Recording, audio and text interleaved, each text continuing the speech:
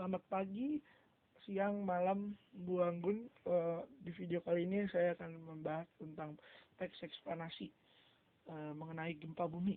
Gempa bumi merupakan salah satu fenomena alam yang pernah terjadi di Indonesia. Gempa bumi terjadi akibat tabrakan antara lempeng dengan lempeng lainnya. Pergerakan lempeng terkadang juga karena gunung meletus. Beberapa gempa yang terjadi di Indonesia: gempa di Aceh, gempa di Nias, gempa di Palu, dan ini adalah gempa yang terdahsyat di Indonesia. Pada saat sebelum gempa bumi, biasanya ada tanda-tanda yang akan menandakan bahwa akan terjadi gempa bumi pada saat itu juga.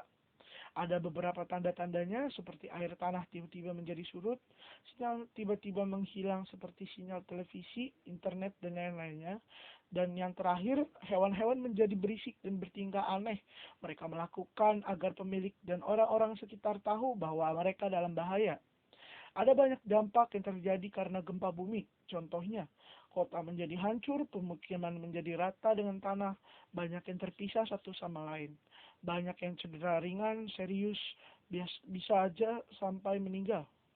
Penyebab dari gempa bumi biasanya karena faktor alami dari alam, bukan karena manusia. Contohnya tabrakan antar lempeng dengan lempeng dan pergerakan lempeng atau yang biasa disebut gempa tektonik. Terkadang juga karena gunung meletus atau yang disebut gempa vulkanik.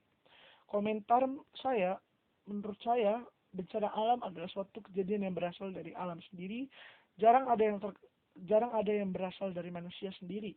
Bencana alam seperti gempa bumi yang saya bahas ini adalah suatu kejadian yang tidak bisa diprediksikan dan tidak bisa dihentikan.